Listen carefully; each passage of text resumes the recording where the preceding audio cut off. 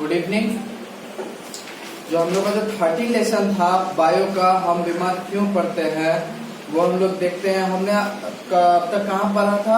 13.2 हमने क्लियर कर चुका था रोग का, इसके कारण, रोग तथा इसके कारण 13.2 हमने क्लियर कर चुका था। अब इसके बाद है 13.3, वो हम लोग देखते हैं 13.3 क्या है। संक्रामक रोग। संक्रामक रोग क्या है? और इसे क्लास स्टार्ट होने से पहले आप लोगों को बोल दिया जाता है कि जो क्वेश्चन आंसर आप लोगों को जो बीच में दिया रहता है वो आप लोगों को खुद से बनाना रहता है। जो अंदरूनी जो क्वेश्चन रहता है, इंटरनल जो क्वेश्चन रहता है, वो आप लोग खुद से बनाने की कोशिश कीजिएगा। जो ना समझ में आए, जो ना क्वेश्चन बने, वो आप लोग खुद से बनाइए। अगर ना बन पाए तो आप लोग पूछने की कोशिश कीजिएगा, ठीक है।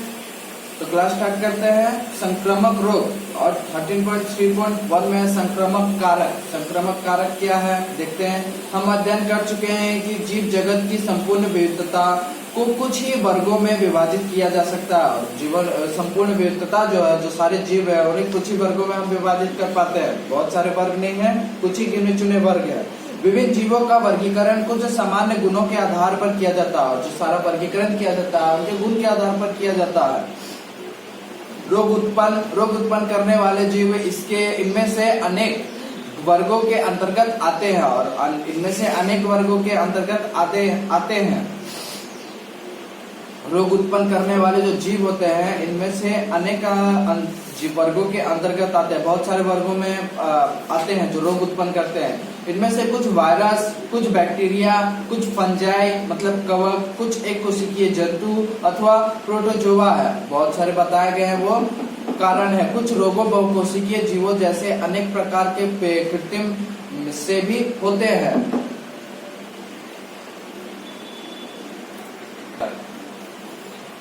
कुछ रोग एक बहुकोशिकीय जीव जैसे अनेक प्रकार के कृमि से भी होते हैं। और कुछ रोग बहुकोशिकीय जीव है जिससे क्या होते हैं कि अनेक प्रकार के कृमि जीव भी होते हैं।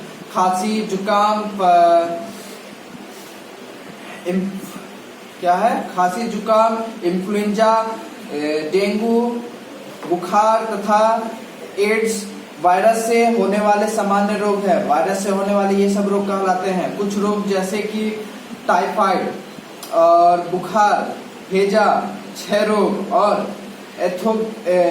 एंथ्रोकस बैक्टीरिया द्वारा होते हैं। और ये सब बीमारी क्या होते हैं कि एंथ्रिकस बैक्टीरिया द्वारा होते हैं। बहुत से सामान्य त्वचा रोग विभिन्न प्रकार के फंजाई द्वारा होते हैं। विभिन्न प्रकार के फंजाई द्वारा त्वचा रोग होते हैं। मलेरिया तथा कालाजार नामक रोग प्रोटोजोआ से होते हैं। मलेरिया तथा कालाजार नामक रोग प्रोटोजोआ से हो जाते हैं। हम आंत्र कृमि संक्रमक से परिचित है और जो आंत्र कृमि संक्रमक है उनसे हम परिचित है। इसी प्रकार फिलपाव नामक रोग भी कृमि की विभिन्न एपिसीज द्वारा होता है। कृमि की विभिन्न एपिसीज द्वारा मतलब स्पीसीज द्वारा होता है। यह क्यों महत्वपूर्ण है कि हम संक्रामक कारकों के इन वर्गों के विषय में सोचते हैं और इन वर्गों में हम क्यों सोचते हैं? यह क्यों क्या कारण कहलाता है? इसका उत्तर यह है कि ये वर्ग उपचार की विधि नियंत्रित करते हैं। और ये वर्ग क्या करते हैं? उपचार की विधि को नियंत्रित करते हैं। इन वर्गों के प्रत्येक सदस्यों के जैविक गुणों के समानता जैसे वायरस, बैक्टीरिया आदि उनके गुणों के समानता कहलाते हैं। उदाहरण के लिए सभी वायरस परपोषी की कोशिकाओं में होती है। परपोषी की कोशिकाओं में होती है और सभी जो वायरस है परपोषी की कोशिकाओं में पाई जाती है। लेकिन बैक्टीरिया में ऐसे कम ही होते हैं। लेकिन जो बैक्टीरिया है ऐसे में कम ही होते हैं। बैक्टीरिया कम पाई जाती है। वायरस, बैक्टीरिया और फंजाई के गुणन अत्यंत तेजी से होती है। वायरस जो बैक्टीरिया और जो फंजाई है उनका जो गुणन होता है मतलब उनका जो वृद्धि होती है बहुत ही तेजी से होने लगती है। उनका जो वृद्धि होता है बहुत तेजी से होता है। जबकि तुलनात्मक रूप से कृमि से गुणन मध्य होता है। और जो तुलनात्मक रूप से जो कृमि के गुणन जो होते हैं, कृमि का जो बढ़ाव होता है उनके शरीर के अंदर वो मध्य होता है मतलब बहुत कम होता है। वर्गीकरण मतलब जो ठीक करने का जो होता है वो बहुत कम होता है। वर्गीकरण के अनुसार सभी बैक्टीरिया एक दूसरे के वायरस की अपेक्षा अधिक निकट होते हैं। सभी बैक्टीरिया क्या होते हैं, एक दूसरे से बहुत ही अधिक निकट होते हैं। ऐसे वायरस से भी होता है और ऐसे वायरस से भी बीमारी होती है। इसका अर्थ यह है कि विभिन्न जैव क्रियाएं सभी बैक्टीरिया के समान होती है और जो विभिन्न जो जैविक क्रियाएं हैं वो सभी बैक्टीरिया के समान होती है, एक समान होती है सभी बैक्टीरिया के जैसा। लेकिन यह प्रक्रियाएं वायरस वर्ग से भिन्न होगी। लेकिन यह जो प्रक्रियाएं हैं वायरस वर्ग से भिन्न होती है। इसके परिणाम स्वरूप औषधि जो किसी वर्ग में सभी एक जैव प्रक्रिया को रोकती है, जो सभी जो जैव प्रक्रियाएं हैं उनको रोकती है, तो यह उस वर्ग के अन्य सदस्यों को भी उसी प्रकार का प्रभाव डालती है। और यह भी क्या करता है कि उसी वर्ग के अन्य प्रभाव को उसी वर्ग के जो बैक्टीरिया है उनमें ज्यादा प्रभाव डालती है। लेकिन वही औषधि अन्य वर्ग में संबंधित रोगाणुओं पर प्रभाव नहीं डालती है। लेकिन वही औषधि क्या होता है कि अन्य वर्ग के रोगाणु होती है, जो दूसरी जो बीमारी होती है उनमें प्रभाव नहीं डाल पाता है। या हम एंटीबायोटिक का ही उदाहरण ले लेते हैं और यहाँ पर हम किसका एंटीबायोटिक का उदाहरण लेते हैं। वे सामान्यतः बैक्टीरिया के महत्वपूर्ण जैव रासायनिक मार्ग को बंद कर देता है। यह क्या करता है कि महत्वपूर्ण जैव रासायनिक मार्ग को ही बंद करता है। उदाहरणतः बहुत से ऐसे बैक्टीरिया हैं जो अभी रक्षा के लिए कोशिका भित्ति बना लेता है। रक्षा के लिए क्या कोशिका भित्ति भी बना लेता है। उदाहरणतः बता रहा है कि यह बैक्टीरिया क्या करता है कि कोशिका भित्ति भी बना लेता है। पेनिसिलिन एंटीबायोटिक बैक्टीरिया की कोशिका भित्ति बनाने वाली प्रक्रिया को बाधित कर देता है। बैक्टीरिया को कोशिका भित्ति बनाने वाली प्रक्रिया को भी बाधित कर देता है। पेनिसिलिन और एंटीबायोटिक बैक्टीरिया जो कोशिका भित्ति बनती है और यह बैक्टीरिया उन्हें भी बाधित कर देता है, मतलब रोक देता है। इसके परिणाम स्वरूप बैक्टीरिया कोशिका भित्ति नहीं बना सकती है। इसके फलस्वरूप क्या होती है कि बैक्टीरिया कोशिका भित्ति नहीं बना पाती है।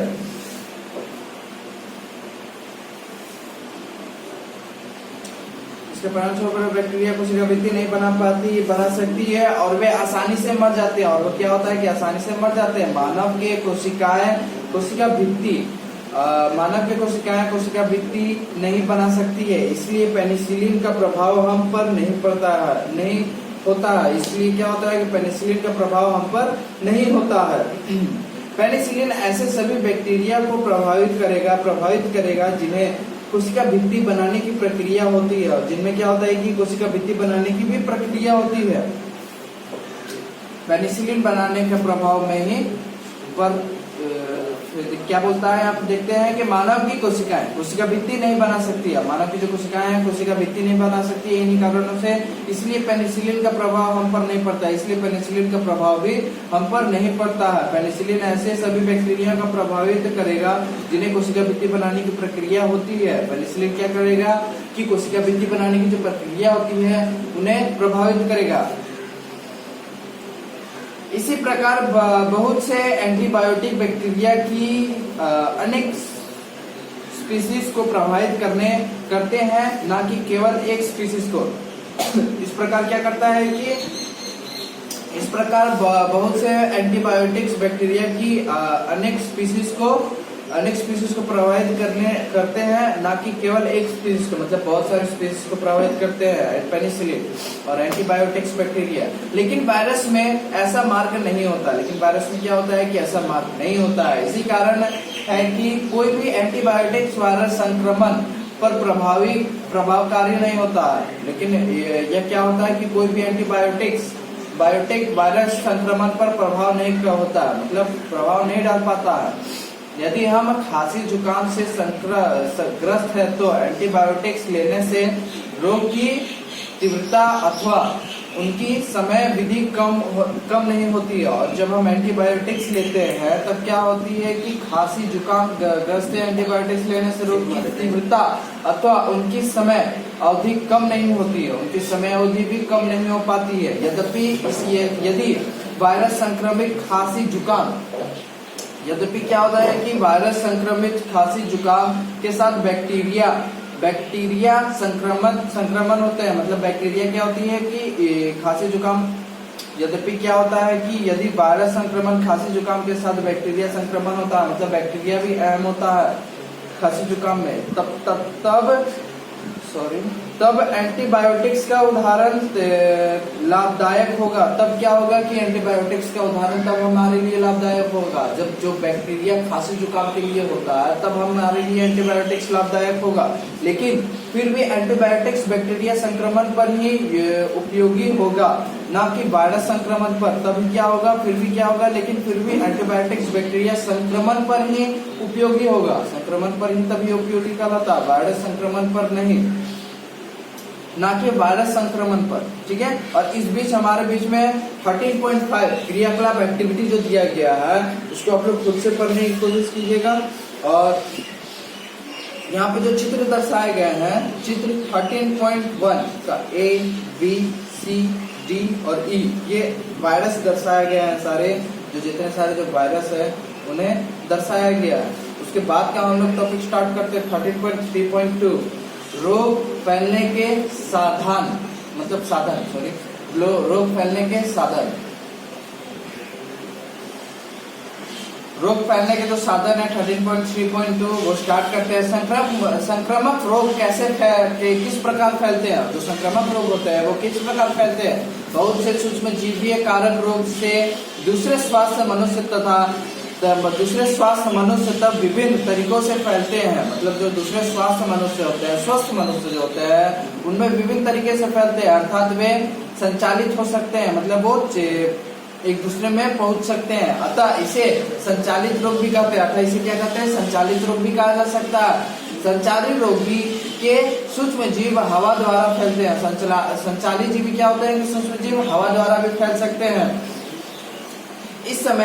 उस समय जब रोगी मनुष्य छींकता है या खांसी करता है, उस समय छोटी छोटी बूंदकर बाहर निकलती है। मतलब छींकने और खांसने से जो हमारे अंदर से जो बूंदक जो होती है, मतलब जो बैक्टीरिया होती है और जो हवा जो हमारे अंदर से निकलती है वो निकलती है जब उसके नजदीक कोई दूसरा मनुष्य हो, तो श्वास द्वारा ये बूंदक उसके शरीर में प्रवेश कर जाता है। इससे सूक्ष्म जीव को नए संक्रमण करने का अवसर मिल जाता है। और सूक्ष्म जीव जो होते हैं इन्हें नए अवसर भी मिल जाते हैं इन्हें संक्रमण करने के लिए दूसरे जीवों के शरीर में। हवा द्वारा फैलने वाले इस संक्रमण रोग के दो उदाहरण है खांसी, जुकाम, निमोनिया अथवा क्षय रोग। हवा द्वारा फैलने वाले बीमारी के नाम है। हम अनुभव करते हैं कि जब हम किसी खांसी जुकाम से ग्रस्त मनुष्य से नजदीक बैठते हैं तब हमें भी खांसी जुकाम हो जाता है। हवा द्वारा फैलने वाले रोग अधिक भीड़ वाले जगहों पर अधिक होते हैं। अधिक भीड़ वाले जगहों पर ज्यादा होता है। वहाँ पे रोग जल द्वारा भी फैल सकती है। रोग जो होती है पानी के द्वारा भी फैलती है। जब संक्रमित रोग जैसे हैजा से ग्रसित रोग के अपशिष्ट पेयजल में मिल जाती है और यदि कोई स्वस्थ मनुष्य जाने अनजाने में इस जल में पाता है तो रोगाणुओं को एक नया पोषी मिल जाता है। मतलब जो बैक्टीरिया होते हैं उन्हें नया पोषण मिलता है।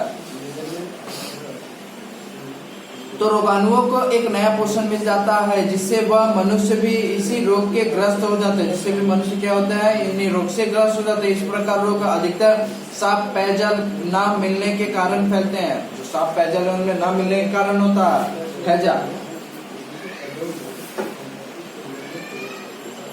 छोटे छोटे बूंदके वायु वेग के साथ मिनटों में घंटों तक वातावरण में प्रभावित होती रहती है। और जो छोटे छोटे बूंदकें जो होती हैं छींकने और खांसने से उन्हें क्या कि मिनटों से घंटों तक वातावरण में प्रभावित होते रहता है। मतलब फैलते रहता है मिनटों और घंटों तक।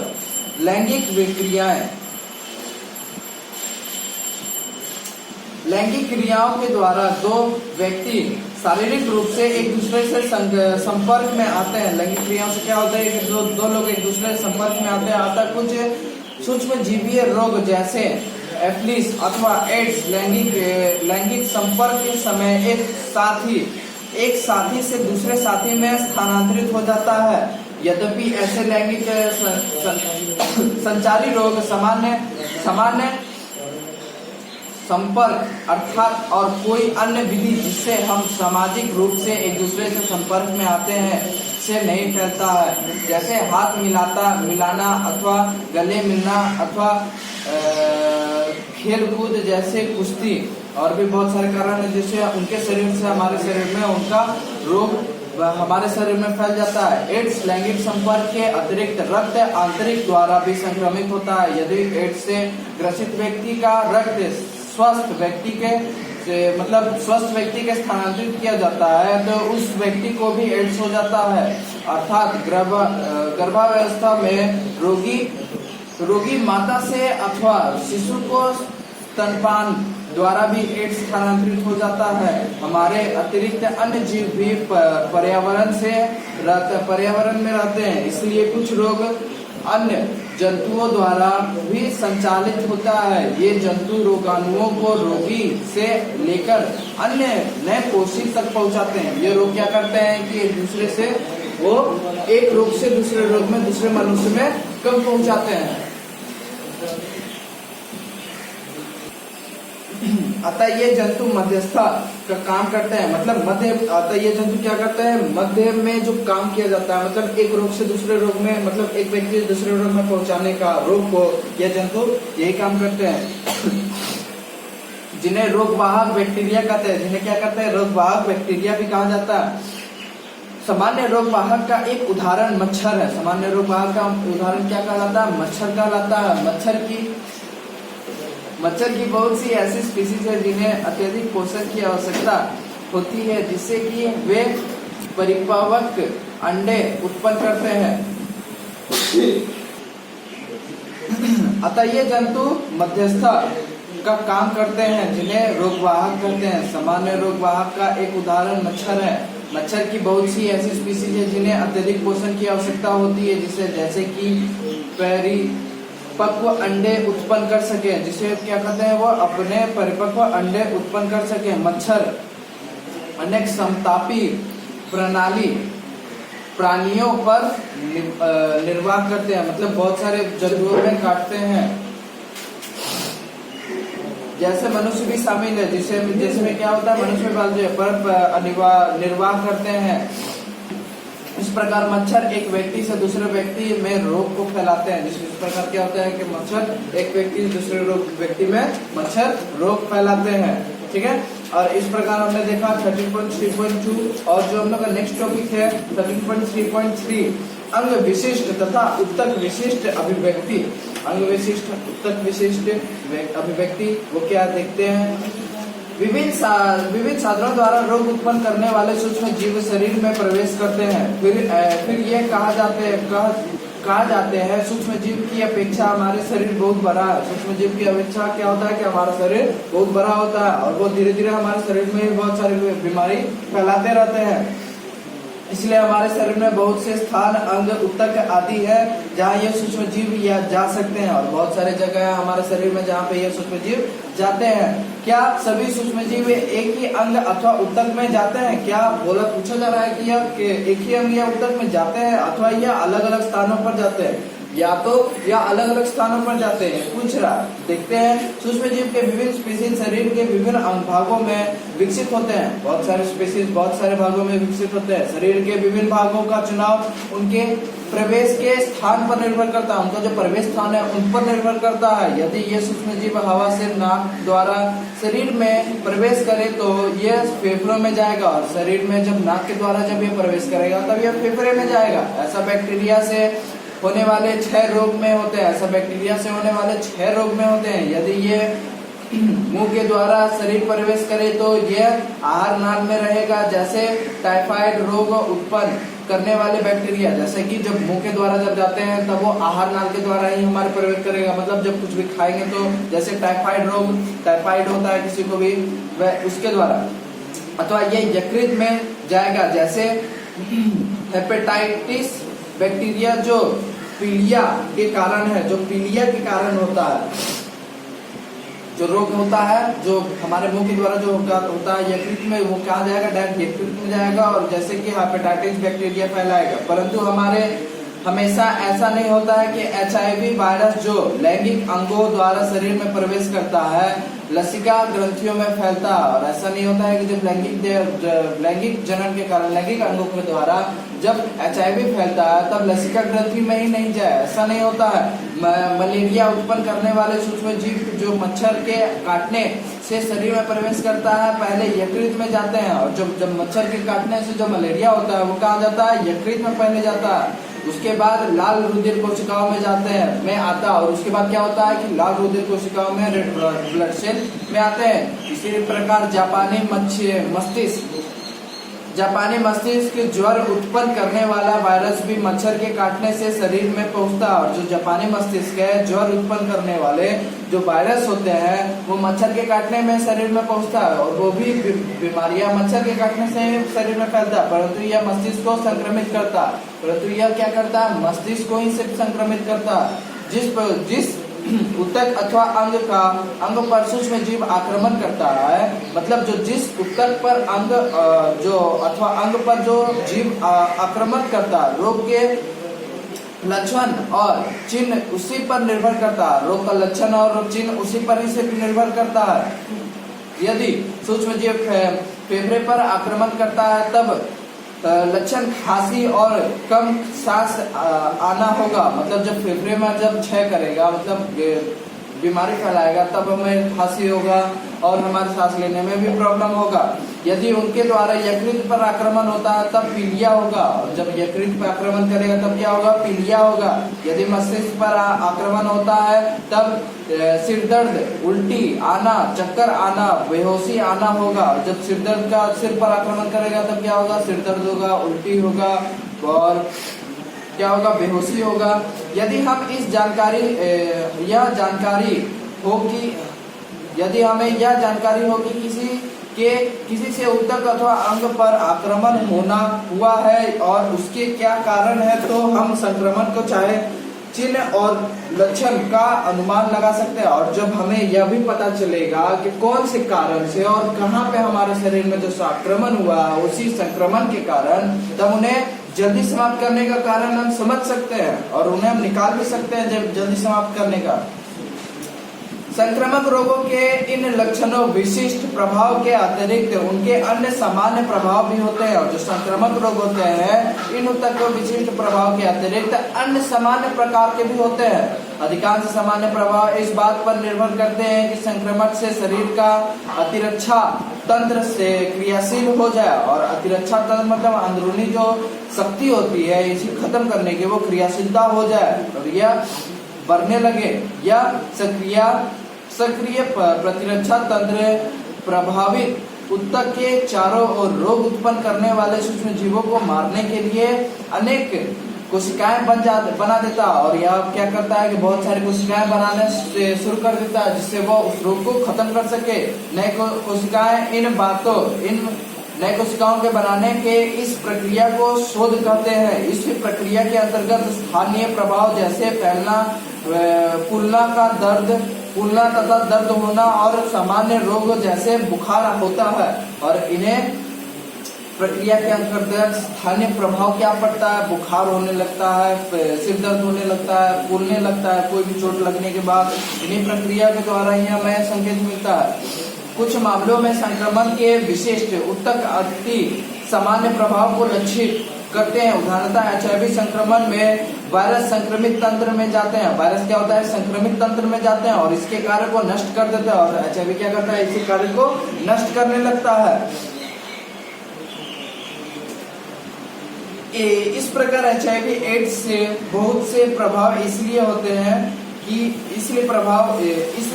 हैं क्योंकि हमारा शरीर प्रतिदिन होने वाले छोटे संक्रमण का मुकाबला नहीं कर पाते हैं, और बहुत सारे छोटे संक्रमण हमारा मुकाबला नहीं कर पाते हैं, और जो रोग होते हैं हमारा मुकाबला नहीं कर पाते हैं और वो मरने लगते हैं। हल्के खांसी जुकाम से भी निमोनिया हो सकता है, और जो हल्के के जो खांसी जुकाम जो अधिकतर लोग को होते रहते हैं उनसे भी निमोनिया होने का संभावना होता है। इसी प्रकार आहार नाल के संक्रमण से रुधिर युक्त हो सकता है, मतलब विरोधी युक्त भी प्रभावित हो सकता है इन्हें आहार नाल के संक्रमण होने से। अतः यह अन्य संक्रमण ही HIV एड्स के रोग की मृत्यु के कारण बनते हैं, और अन्य संक्रमण रोग HIV एड्स के मृत्यु होने के कारण बन पाते हैं। और अन्य संक्रमण भी हमने यह भी याद रखना जरूरी है कि रोग की तीव्रता की अभिव्यक्ति शरीर के स्थित सूक्ष्म जीवों की संख्या पर निर्भर करते हैं। यदि सूक्ष्म जीव की संख्या बहुत कम है तो रोग की अभिव्यक्ति भी कम होगी, और सूक्ष्म जीव की अभिव्यक्ति मतलब उनकी जो शक्ति है अगर कम रही तो हमारी शक्ति भी उसी द्वारा ही रहेगा और उसे वो नष्ट कर सकता है। परंतु उसी सूक्ष्म जीव की संख्या बहुत होने पर रोग की अभिव्यक्ति उतनी ही तीव्र होने लगेगी। मतलब रोग की अभिव्यक्ति मतलब उनका जो समय होता है, जब रोग का जो शक्ति होता है अगर कम रहा तो वो ज्यादा समय तक हमारे शरीर में नहीं रहेगा, वो तुरंत ही खत्म हो जाएगा। रोग का जो शक्ति होता है वो ज्यादा रहता है तो हमारे शरीर में बहुत लंबे समय तक ही रहता है। वो इतनी तीव्र होगी कि जीवन को भी खतरा हो सकता है। और रोग जब व्यक्ति इतनी तीव्र होता है कि हमारे जीवन में भी खतरा उत्पन्न होने से लगता है। प्रतिरक्षा तंत्र एक प्रमुख कारक है जो शरीर में जीवित सूक्ष्म जीवों की संख्या को निर्धारित करता है। जो शरीर में जो सूक्ष्म जीवों की जो संख्या है और उन्हें भी निर्धारित करने की भी प्रतिरक्षा तंत्र को भी प्रभावित करता है। ठीक है, तो इस प्रकार हमने 13.3.3 भी क्लियर किया। अंग विशिष्ट तथा ऊतक विशिष्ट अभिव्यक्ति। आज के लिए सिर्फ बस इतना ही, और आगे का जो नेक्स्ट क्लास है उसमें हम लेसन क्लियर करने की कोशिश करेंगे, और आगे का आप लोग भी खुद से भी पढ़ के आइएगा, और जो आज को जो पढ़ाया गया है वो आप लोग भी खुद से पढ़िएगा। ठीक है, और जो पढ़ने की विधि बताई जाती है पहले एक बार क्लास होने से पहले पढ़ना है। अगर क्लास कर चुके हैं तो उसके बाद भी अगर पहले नहीं पढ़े हैं तो उसके बाद भी आप लोग 2 बार ध्यान लगा कर पढ़िए। तो कोई कारणवश भूल किया क्लास होने से पहले, ऐसे भूलना नहीं है, किसी को भी ध्यान में रखना, भूलना नहीं है। क्लास होने से पहले ही आप लोगों को पढ़ लेना, क्लास होते समय भी पढ़ना, क्लास होने के बाद भी पढ़ना। ठीक है, 3 बार आप लोग कंपल्सरी मिनिमम आप लोगों को पढ़ना है, मिनिमम। अब मैक्सिमम आप लोग जितना पढ़ सकते हैं। ठीक है, तो आज के लिए इतना ही क्लास स्टॉप करते हैं। उसके बाद आप लोग जो क्वेश्चन आंसर है, अंदरूनी जो क्वेश्चन आंसर देते हैं आप लोग बनाने की कोशिश कीजिएगा। जो पहले का जो दिया है इसी क्लास में तो ऐसा कोई अंदरूनी क्वेश्चन नहीं दिया है तो पहले वाला बनाने का क्लियर कीजिएगा। ठीक है, और ज्यादा समय घर पे ही रहिएगा, बाहर निकलने की कोशिश ना कीजिए। ठीक, थैंक यू।